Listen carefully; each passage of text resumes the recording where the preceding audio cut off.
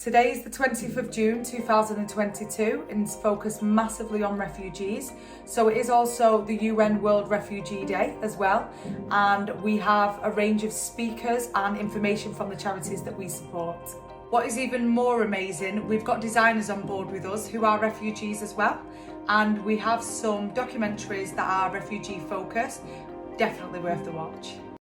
On the 20th of June each year the world celebrates World Refugee Day. This day was created by Pope Pius X. Refugee Week was founded in 1998 and held every year. Can you guess how many people around the world are refugees? Are you aware that refugees and asylum seekers should not be classed as migrant workers? Nearly 100 million refugees and asylum seekers, of which amount to nearly 1 in every 95 people on Earth, has fled their home as a result of conflict or persecution.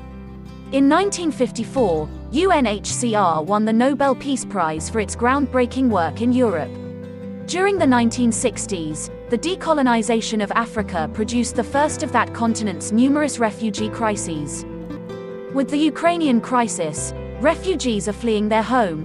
However, there was a spotlight shone on the media coverage and treatment of those who were of different color skin. Even those who had permanent residence was treated badly. While white women and children were given priority on vehicles departing the country, African women were barred from trains leaving Kyiv even though there were empty seats. The UN Charter should also ensure a safe passage for international students and ensure that no racial discrimination is allowed when someone is trying to flee. How long do you think a refugee can spend in a refugee camp? Would you be shocked to know that it could be an average 17 years? Some children are born, and some grow old in refugee camps with problems getting permission for resettlement in other countries. Some refugees who are not in a camp tried to flee to a safe country but can often end up homeless or sent to a jail or detention. Hi everyone around the world, my name is Jack Longworthy. I would like to share some information about the charities we support. There are many wonderful charities, however, we could not support them all. The first charity I would like to tell you about is the Disaster Emergency Committee. You can help us get to our fundraising target going to our Just Giving page. The link is provided in the YouTube description area. Salah Saeed is the CEO of Disaster Emergency Committee. The Disaster Emergency Committee brings together 15 leading UK aid charities to raise funds quickly and efficiently at times of crisis overseas. In these times of crisis, people are in life and death situations. Their mission is to save, protect and rebuild lives through effective humanitarian response. More than 4 million people have fled Ukraine since the conflict began. Leaving behind jobs, belongings and loved ones, they now face an uncertain future. Families fleeing the conflict have left their homes with only the items they were able to carry. The Disaster Emergency Committee needs your help to provide food, water, shelter, healthcare and protection. The people of Afghanistan are facing catastrophic hunger. Even before the recent conflict, change of government and collapse of the economy, people were struggling to survive the worst drought in 27 years, the effects of years of conflict and the disruption caused by the pandemic. Now, chronic poverty and hunger have deepened and those who fled their homes in recent months are living without suitable shelter.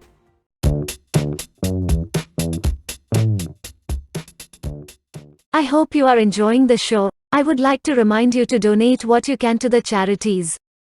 Please see the link in the YouTube description area. Every bit helps with the work they are doing. If you can also support the free parental educational app, please do, by donating via our Sofou PayPal.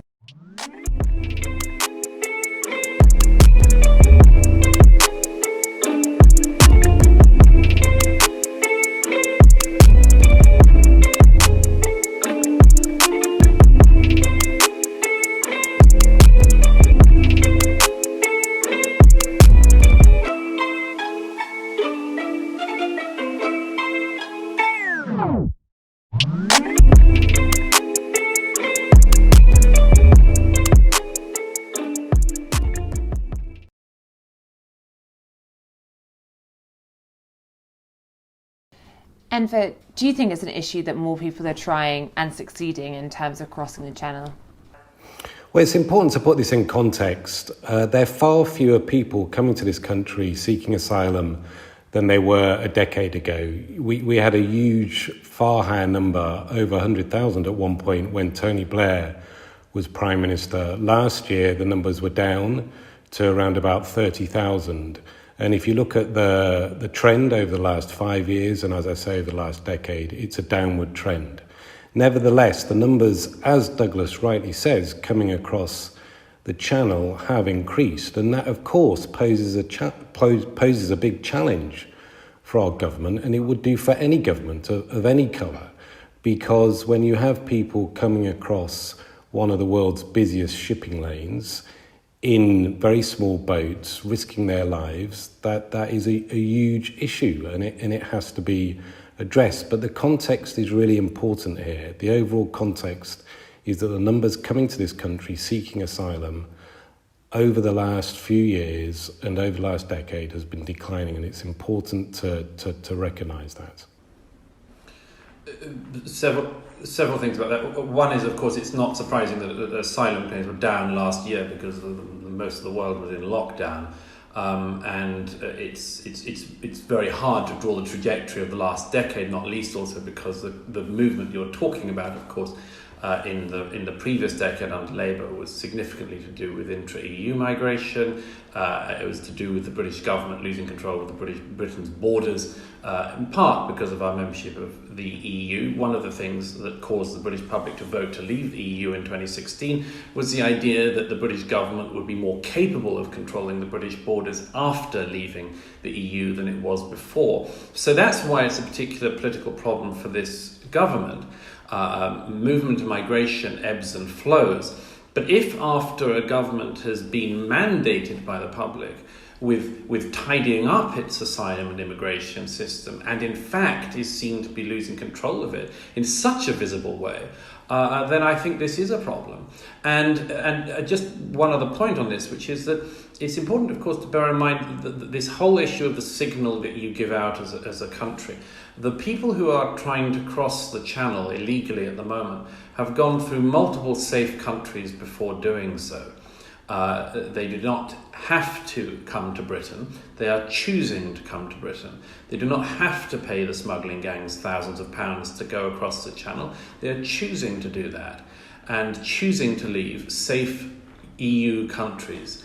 And if the government in the UK encourages that movement, then, as I say, the number of people who will like to follow is limitless. Because we are talking here not just about people who are fleeing, for instance, Afghanistan, Iran, Iraq, but, as we saw recently in the surge of arrivals the other week, people from Vietnam, for instance. There are people from sub-Saharan Africa, North Africa, across the world, people who are suffering economic deprivation, who would like to come to the UK, and who the UK cannot allow to come.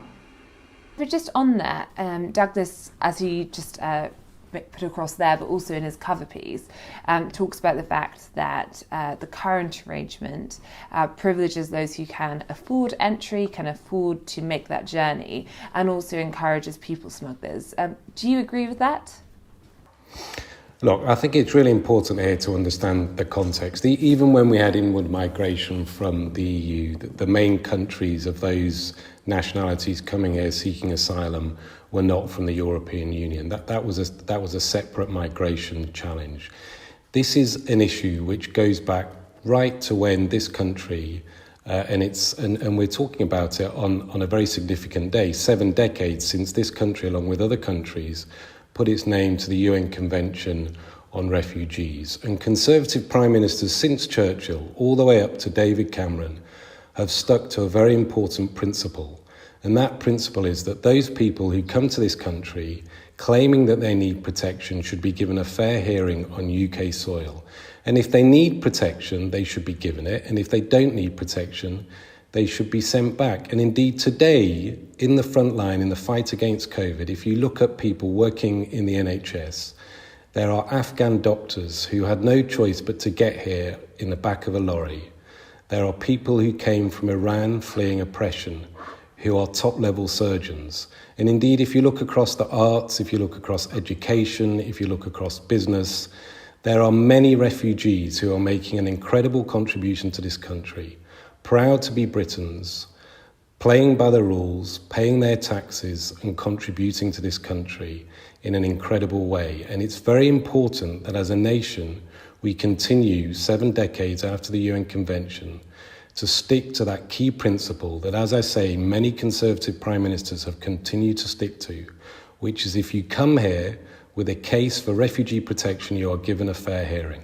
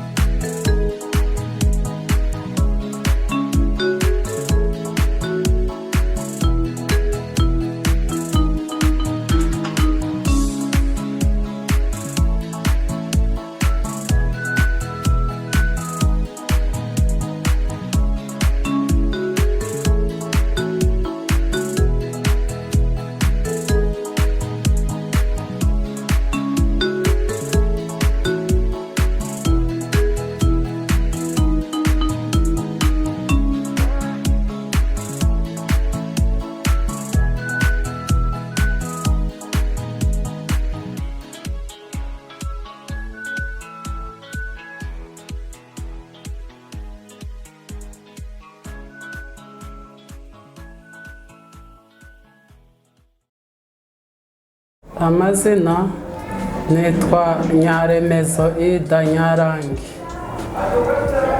Nilikuwa naishi mahali panaitwa Bijombo, Kongo, mu misozi miremire niho twari dutuye,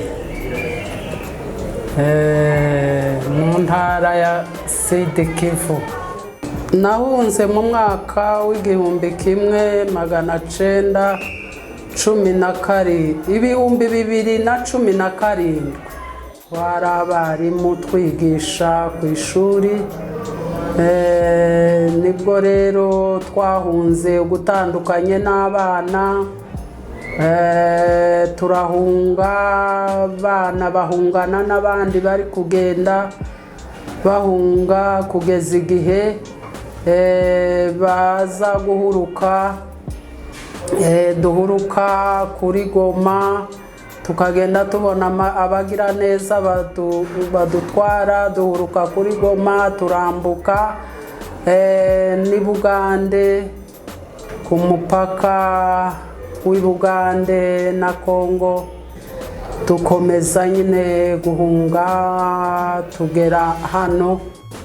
Nibwo nahunze intambara yari ikomeye cyane, bariho bahiga abanyamurenge, bari kuduhiga cyane, intambara itera ari mu gitondo cya kare, duhunga ugutandukanye, umugabo baramwica, bamaze kumwica sinamenye niyo bamwiciye, nanje banyica ijisho, basiga aho ngaho bazi ko napfuye. Nyuma rero nibwo abagira neza bahantoye, baranjana bampetse ku gipoyo, banjana kumvuza, ngaruye ubwenge nibwo bambwiye rero ko umugabo yapfuye.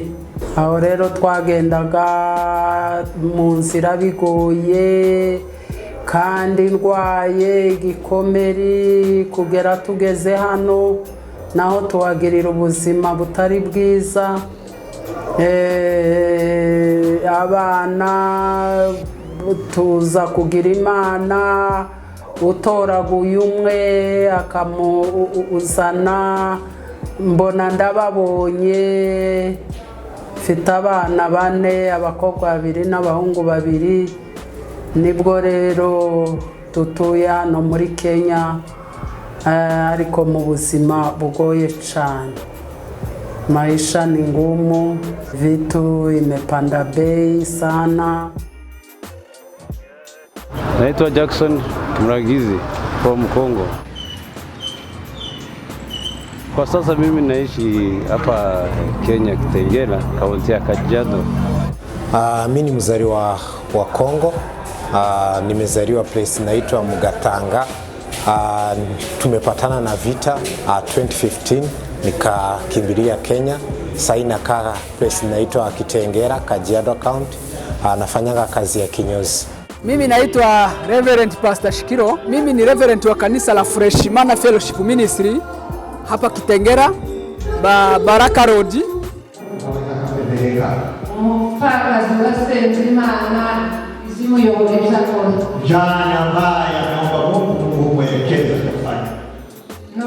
Tulikuwa na conference ya kutupatia kunakuwa pastor Mkenya, bishop anaishi Mlolongo, alikuja kusaidia wajane kuwapatia chakula. Wamama wengi waume wao walikafariki kwa ajili ya vita. Watoto tumewalea wanao watoto wao abagore babo ugasanga natwe ntibakitariye wanatuleta wake zao tutaka hawatujali. Unajua mjani mwenye ameacha mume Kongo amefariki, kila siku anakuja hapa anamfikiria, anamkumbuka.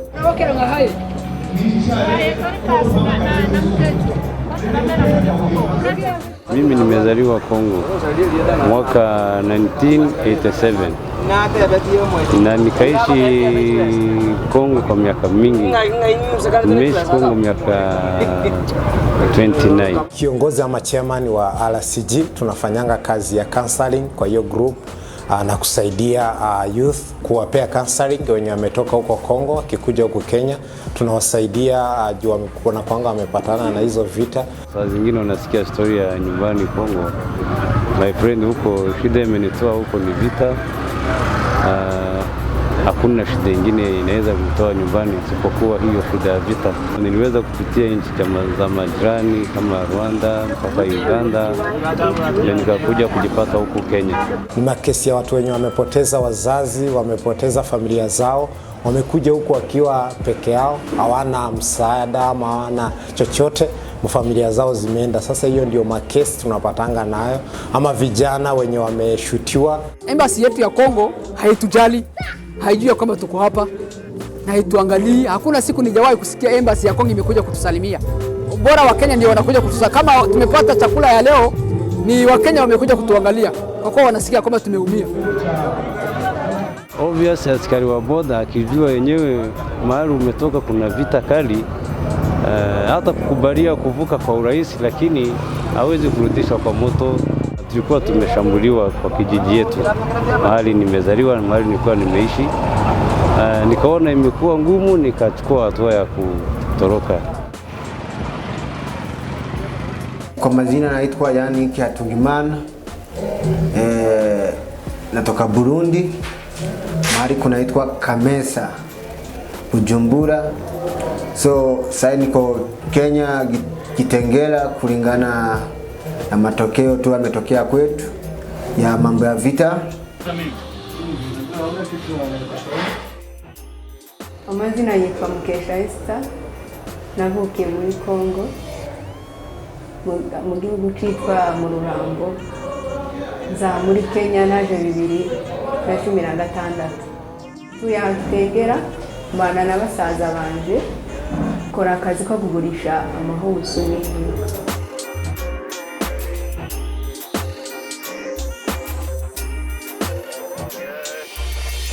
Ubwo nagiye njya muri kanisa, nagiye mpasanga hari abakongo, hari abarundi, hari abanyarwanda, hari abanyakenya, hari amakabila nyine atandukanye, benshi bagiye bambera inshuti. Icyo nobwira aba refugee, je nobabwira si ngombwa ngo ubaho wavukiye, nubwo uba handi Imana ikomeje kwakurindira ukabaho neza, ukubaka, ugafungura ibyashara, ukiga. Aho ngaho naho ugomba kunyurwa naho ngaho ukahatura, si ngombwa ngo ube aho wavukiye. Marefugee hapa Kitengela tunapendaga mambo ya kitalent, sana sana fashion na music. Majina yangu naitwa Nchizungu Bienveni kutoka Kongo. Mimi ni mkaaji wa hapa Kitengela.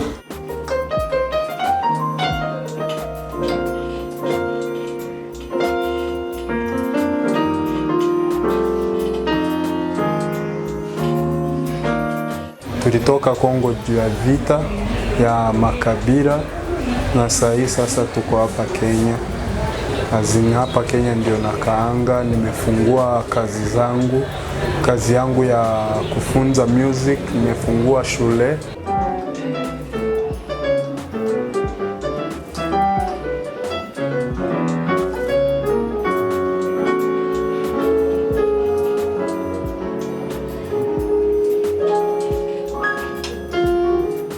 Designer, fashion, vitu kama hizo tu ni vitu zinatufaa haswa hapa Kenya.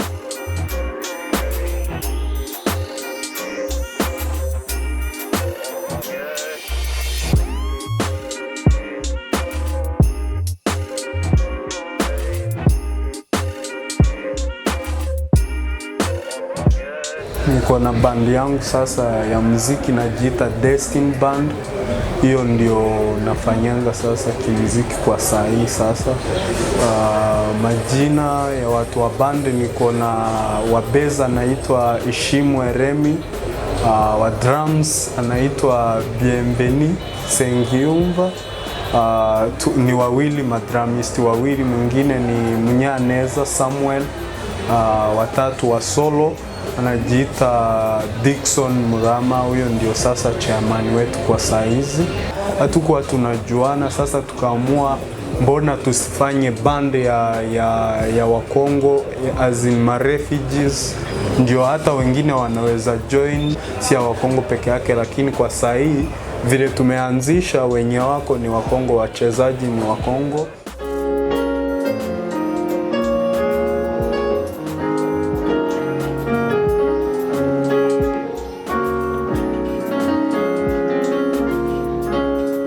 Kwa miaka 3 ndio tumefanya hiyo kazi kwa refugees ama reviving current generation, tukisaidia au refugees.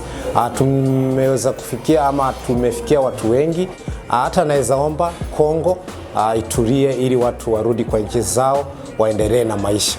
Hii kazi yetu ambayo tunafanya inakuanga ngumu sometimes, juu ni kuajiriwa, huwa unaajiriwa, unapata saa zingine target umeambiwa upeane ndio mingi kuliko yenye unaweza kupata.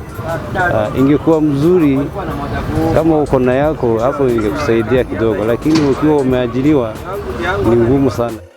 Government ya Kenya kabisa inatulinda, inatupatia usalama, lakini kuna jukumu nyingi hatujapewa. Kama ID hatuna, tuko na ID ya refugee. Hii ID ya refugee haina uwezo wa kufungua kama biashara mingi, haiwezekani. Uzuri wa Kenya ni naweza sema ni kitu moja, ile kitu unaweza kujitolea kufanya, unaweza kufanya. Sioni kama unaweza kusumbuliwa, hata kama kusumbuliwa unaweza sumbuliwa, lakini wakati unaweza umejitolea kufanya kazi, sioni mtu anaweza ukataza kufanya kazi. Huku Kenya tuko poa, lakini mambo ya makaratasi ili tupewe kazi na kuanga ni ngumu. Hata wakipewa kazi masaa zingine wanalipwa vibaya kwa sababu hawana vitambulisho, lakini wakipewa hizo vitambulisho inaweza tusaidia waendeleshe na maisha, wasiendelee kufikiria hiyo mambo wamepitia huko Kongo. Serikali yetu ni itambue watu, alafu wape ile amani ya kufanya kazi zao, yani waendelee bila kusumbuliwa. Na pia hapa Kenya tunaomba tu mambo ya government angalie refugee kama wenye hawajiwezi sana waweze kuwabale wako citizen.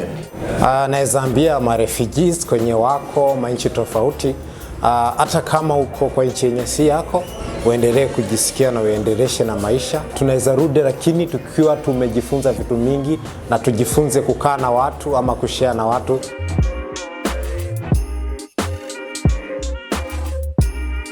Mambo ya waraisi tu na waelewa tu, walikuwa wanakataa kutoka kwa kiti, alafu kaleta shida wakaanza kupeleka vibaya wananchi, kiweka wananchi wakaanza kuwa naoga sana, wakaanza kutoroka nchi, wakaanza kuwawa, kuleta mavita ya kupigana bunduki, nakutana watu wanaeta maandamano lakini wanawarusha mabale wakiwauawa.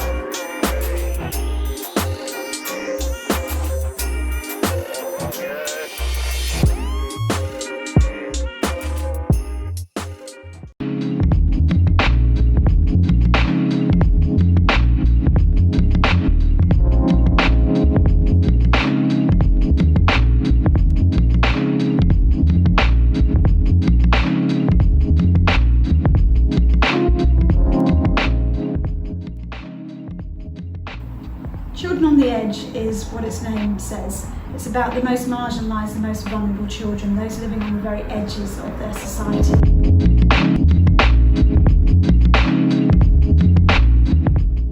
The organisation was founded 30 years ago, and we went to the very far northeast of Romania to help children who were incarcerated in terrible orphanages. It was the edge then, and we're still working on the edge now. Those Romanian orphanages were on the edge because of the terrible state of the children who were incarcerated, living inside those institutions, getting no personal care, no personal attention, just literally lying in excrement. But it wasn't the edge just because of the need. A lot of agencies went into Romania to help, but we went to a very remote part of the country, quite a long way away from the capital, quite difficult to get to, into a very remote rural village. No one else was helping there, so for us, that is often what the edge looks like. Firstly, we always work with local partners if we can. So it's not Children on the Edge, a UK agency going in and doing their own thing, trying to help these poor people. It's actually finding those within their own countries, nationals, locals, grassroots organisations who are doing all they can to bring change themselves, to help their own people, to help their own children. And we get alongside those organisations and help them achieve their work. It would be arrogant of us to think that we had the answers for another community, for another country, far away from our culture. So it is always working in partnership. And also as an organisation, we're quite nimble, we're quite flexible, we're quite dynamic. We're reasonably small, so we can do things quickly, we can turn around programmes quickly, we can get support into countries quickly, get money through them when we can, through cracks that other agencies who are larger and more bureaucratic possibly couldn't. The local community to bring change is important. Empowering those local grassroots organisations, hearing their voice. They know their own communities well, they know the needs within those communities, but very importantly, it's not just hearing those adult voices within those communities, it was hearing the children's voices. What are their situations? What are their needs? What do they perceive as their main challenges? Again, the arrogance can come from us just going in, seeing the need and thinking that we can solve those problems and coming up with a plan. No, we listen to the organisations, we listen to the adults in charge, but very, very importantly, we listen to the children themselves. A good story that highlights how we find the edge is the situation in Bangladesh with the Rohingya people from Myanmar. You may have seen in the media in 2017 thousands and thousands and thousands of Rohingya fled their homeland, Myanmar, for the safety or relative safety of Bangladesh. But we were there 8 years before the cameras arrived in situ. We were there on that border educating children in makeshift camps because I happened to find myself many, many years ago in a meeting in London that I was invited to by the Rohingya Association, and they'd heard about our work along the border. They heard that we worked with refugees from Myanmar and Thailand and in India, and they said, why aren't you working where the need is greatest, where our people are? And they explained their greatest need was to get their children educated, that they hadn't been educated in Myanmar and they weren't being educated in Bangladesh. And they were scared that a whole generation would grow up without an education. So we decided to go there. So John and I, our Asia regional manager, went out, and we were absolutely shocked and horrified by what we'd seen. We'd seen refugee camps before. Both of us had worked many years in humanitarian crises, but had seen nothing like the squalid conditions of these people just living on top of each other in makeshift camps. They weren't wanted there by the government. It wasn't even an official refugee camp. Thankfully, Action Against Hunger were there, so there was some basic food provision, and also Médecins Sans Frontières were there providing healthcare. But no one was doing anything about the children, no one was doing anything about their education. So at that point, the world was not interested in the Rohingya people. There were no news articles, there was nothing written about them. So we started working there. It's a very long story as to how we got involved and how we found the right agencies, but as is always true Children on the Edge style, we didn't go and start education programs ourselves. We identified local Rohingya organisations and also Bangladeshi small grassroots organisations, NGOs that could help us implement an education programme for those people. And we asked them what they wanted, we asked them what type of education, we talked to the children, we talked to the communities. But that's a great example of the Edge, because no one was working there, no one knew about that situation. 30 years on, Children on the Edge is still working on the Edge, and it isn't always in the places where you would expect. One of the edges we're working on today is in India, helping the children of the Dalit caste. Unfortunately, despite it being legislated against in law, the caste system is still very much alive in India. And we work in the state of Bihar, helping Dalit children get an education. And the Dalit caste used to be known as the untouchables. The meaning of Dalit is actually oppressed, the forgotten ones, the ones that are crushed down. And we're helping those children get an education, because getting them educated is a way out. But even within the Dalit caste, there are 21 layers within the Dalit caste, believe it or not. And at the very bottom are a people called the Musahar, which literally translates as the rat-eating people or the rat-hunting people. Less than 10% of the Musahar population would have access to an education, and that's a generous statistic. It's much likely to be nearer 2-3%. The way to help these children break out of the caste system, possibly have some future for their lives, is to enable them to access an education. But those centres are actually called education change centres, because it's more than just educating the children, it's helping them realise their rights, understand their rights, and also their parents realise their rights, realise that they're worth something, realise that the laws that apply in India to all the other citizens also apply to them, because they believe they're broken, they believe they're no good, they believe they're of no value, they've believed that lie within society. So it's more than just educating the children, it's educating the communities, the parents, about what their rights are, what their entitlements are under Indian law, and making sure that they have a voice, that they are heard, and not just that the adults are heard, but the children are heard too. My name's Annie and I'm from Children on the Edge, and I want to tell you about the work we do. We work with children and young people who live in some of the toughest situations in the world.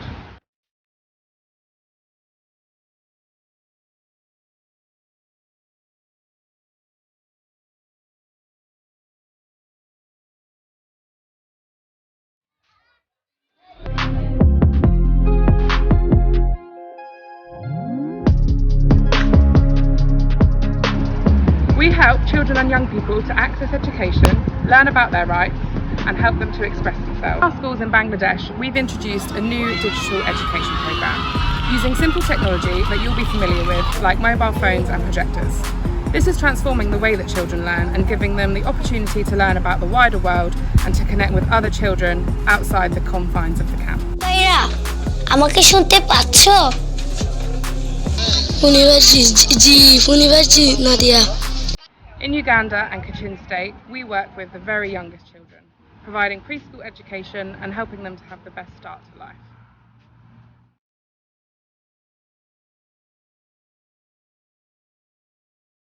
Let me show you around.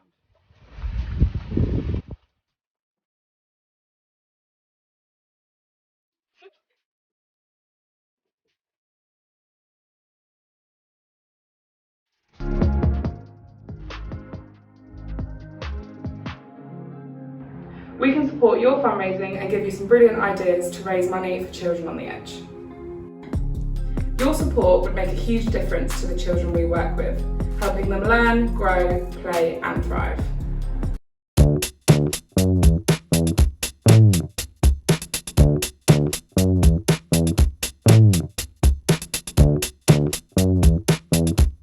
Rapper and activist MIA, Mathanga Arulpragasam, was just 9 years old when she fled war-torn Sri Lanka with her family and settled in England. Those experiences inform her music and art, which draw attention to the struggles of refugees and immigrants. The physicist Albert Einstein arrived in America in 1933 after he and thousands of other Jews fled persecution in Nazi Germany. That year, the Nobel laureate and humanitarian called for the founding of the aid organization that was to become the International Rescue Committee. Both of Rachel Weisz' parents were Jewish refugees who fled Nazi-occupied Austria and Hungary just before World War II. She grew up in North London, her father an engineer and her mother a psychotherapist. Later Weisz went on to win multiple awards for a number of movie roles, including 2 Academy Awards for Best Supporting Actress. Rita Ora's family moved to Notting Hill in West London when she was just a baby, in 1991. The family fled Kosovo for political reasons. Rita Ora went on to become a singer-songwriter with 4 #1 singles in the UK music charts. Jackie Chan's parents were refugees from the Chinese Civil War. The family later moved to Australia, but Jackie Chan was sent back to Hong Kong for school, beginning his career as an actor as a child in the 1960s. He later went on to play the starring role in many kung fu films and action movies. Kenan Abdi Warsame fled war in Somalia.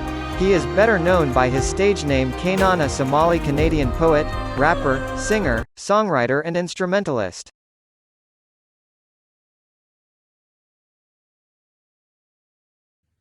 I'm Haley Smith, founder and CEO of Lifting Hands International. We have been able to accomplish so much since February 24th, 2022, a day the world will never forget. This is all thanks to your support. We're working with 3 partner organizations that can get our aid straight to the front lines of Ukraine, including shelters and hospitals. We're receiving requests on a daily basis for food, medical supplies, and even recently, for S60 CAT infrared scanners that find survivors in the rubble. The kind of requests really reflect what's going on in Ukraine. I cannot emphasize enough how much need there still is. And just like our other high-impact programs around the world, we are committed to being there as long as we are needed.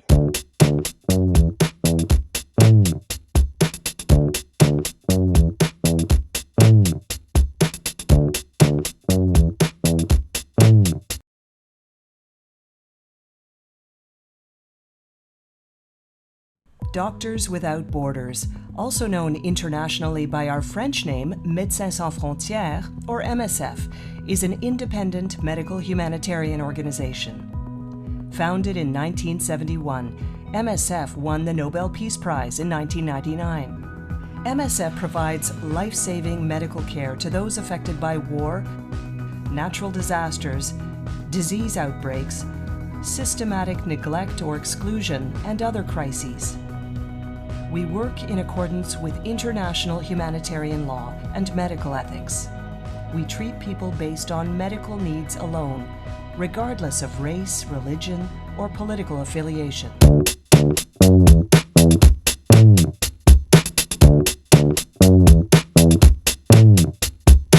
PAID stands for Parental Education. The app that is to be developed is an extension of an online interactive parental educational course that was created by Sofia Theophilou whilst she was studying her master's at university. The idea came about after she attended the Education Policy Institute conference in 2019, where it was stated in a report that it would take 500 years before a disadvantaged child catches up. The report did not include any children with learning disadvantages, as it considered that they may not take any exams. Now, due to COVID-19, Ofsted stated even bright children are falling behind. This app will cover some important information relatable to parents, carers and guardians all over the world. So please donate to ensure that this app is created. The app will be produced in 4 stages. The first stage covers the initial prototype, which will include professional expert contents, technical requirements and trademark. The second stage will cover more features with a couple of languages. The third stage will cover beta rollout, marketing, more languages, interactive technical work.